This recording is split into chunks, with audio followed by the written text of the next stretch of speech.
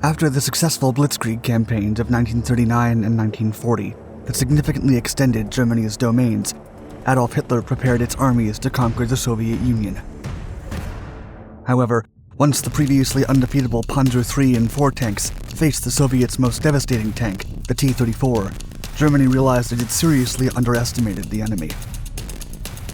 The German tanks were no match for the Soviet behemoth, and the military quickly put in motion the development of a new medium tank that could tear the enemy's armor apart.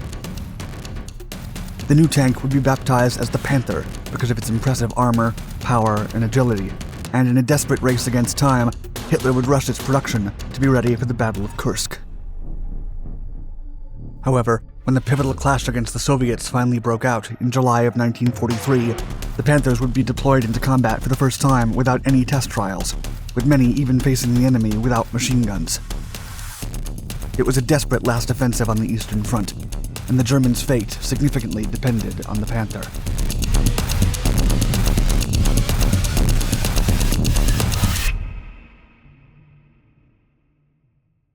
Surprised by the USSR. When World War II broke out following the invasion of Poland in September of 1939 by the Third Reich in the Soviet Union, the Wehrmacht had the most effective tanks ever produced. They were fast, agile, rugged, and powerful. The Panzer IIIs and IVs blended the benefits of each segment perfectly, and the result was the utter devastation of the enemy forces. Coupled with the effective coordination of infantry, armored vehicles, artillery, and aircraft, the Blitzkrieg doctrine helped the Germans take over most of Europe during the first years of the war, and no Allied tank was able to stop the Teutonic Panzers when they retaliated against the French and British in June of 1940. Given the tank's outstanding performance, the German High Command did not feel the pressure to develop more robust and heavy armored tanks, but it all changed when the Führer finally decided to launch Operation Barbarossa, the invasion of the Soviet Union, in June of 1941.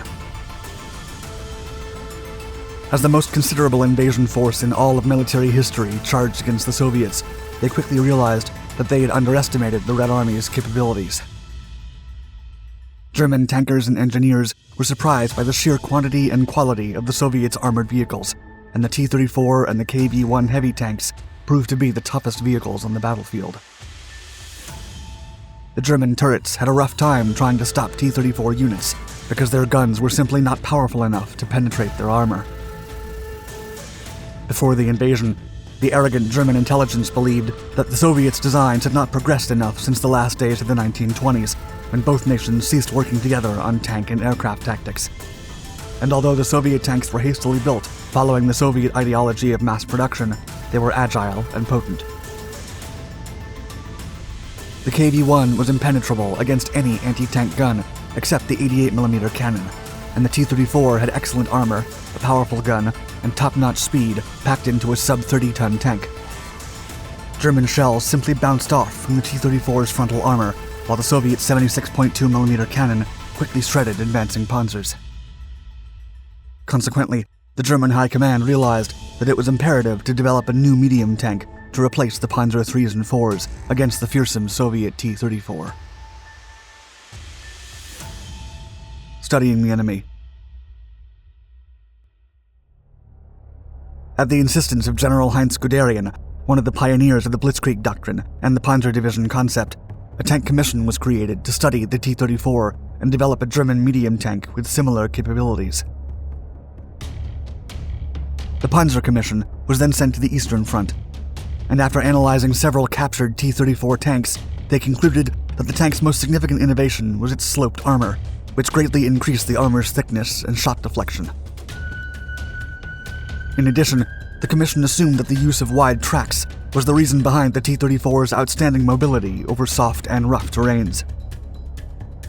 When it came to weaponry, the Germans needed a gun as powerful as the 76.2mm cannon used by the T-34, with its excellent muzzle velocity accuracy and armor penetration.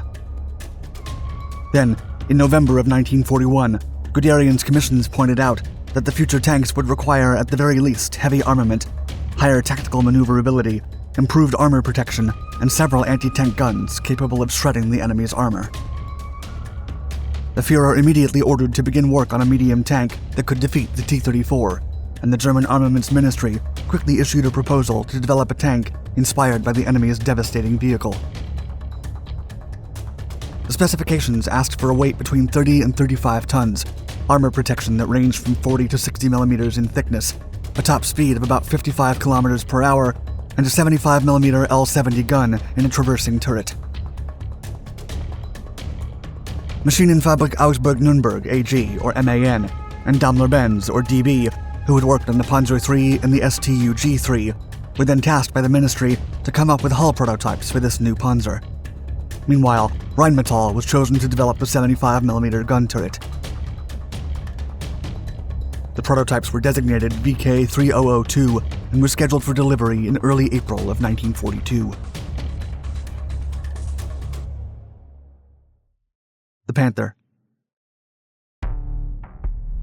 The VK30 design, developed by Daimler-Benz, greatly resembled the T-34's turret and hull, and was powered by a diesel engine, while MAN's design featured the sloping armor of the T-34, but had a conventional mid-mounted turret and a gasoline engine.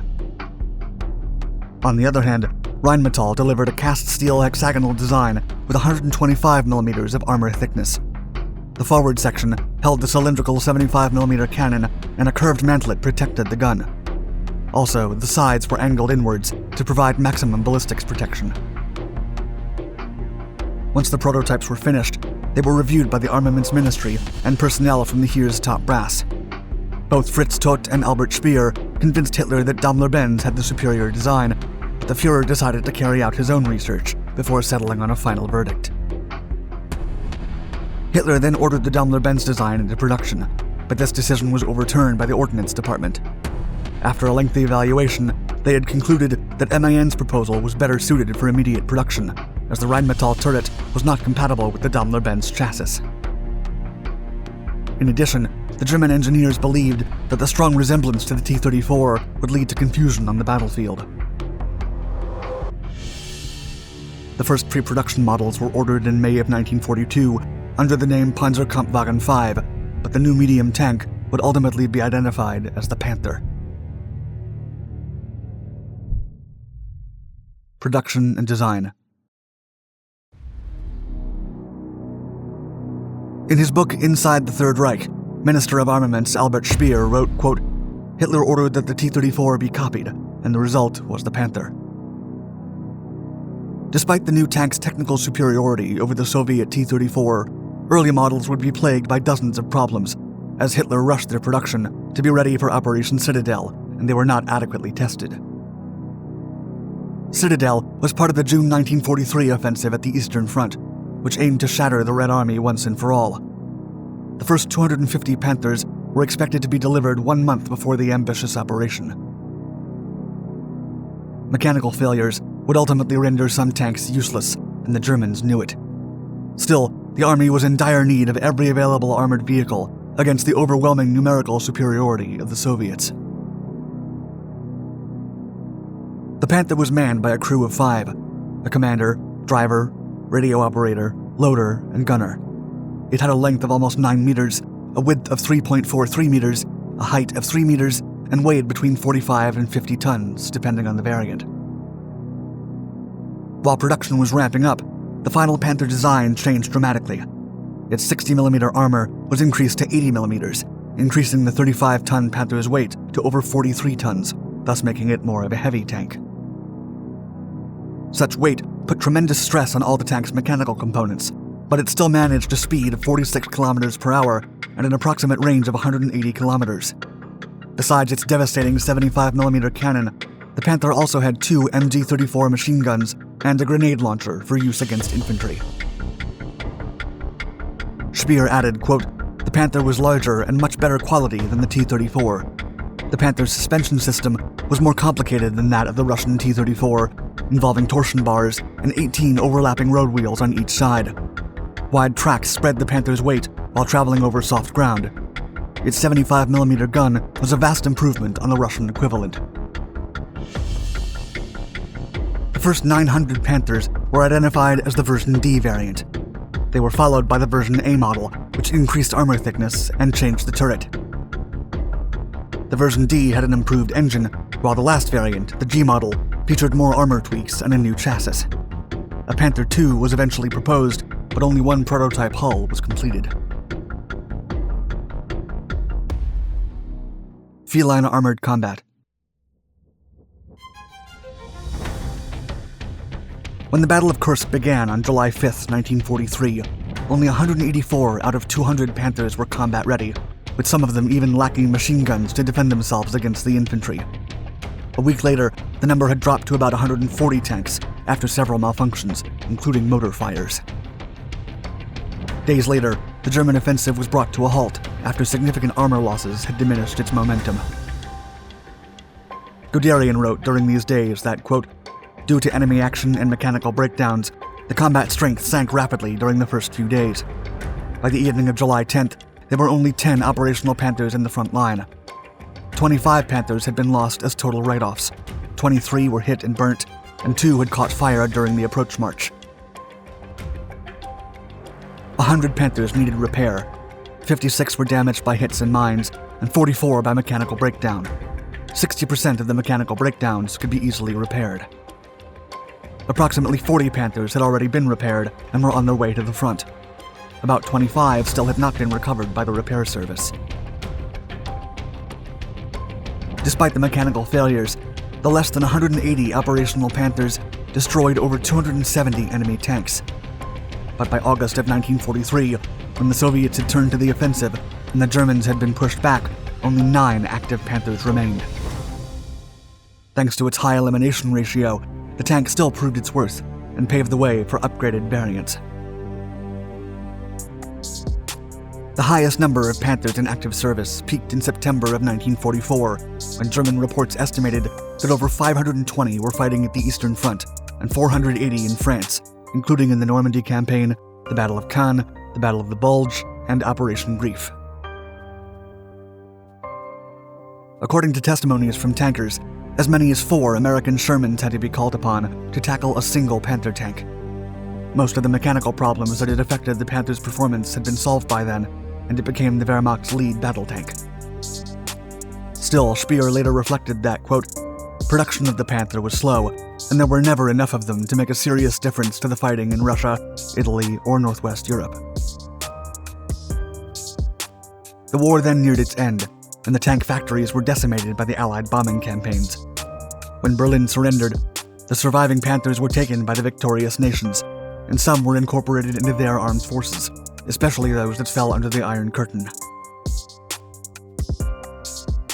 Also, the United States, Britain, France, and the Soviet Union all ordered the production of some Panthers to conduct trials and inspect their performance. In total, over 6,300 Panther tanks were produced during World War II, and many of them can be appreciated in numerous museums around the world.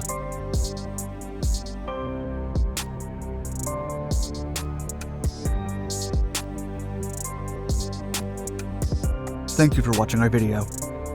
Please like and subscribe to our Dark Documentaries channels to find more exciting historical content. And let us know your thoughts about the Panther tank and Hitler's decision to rush their production in the comments below. Also hit the bell icon to be notified of our newest content, and stay tuned.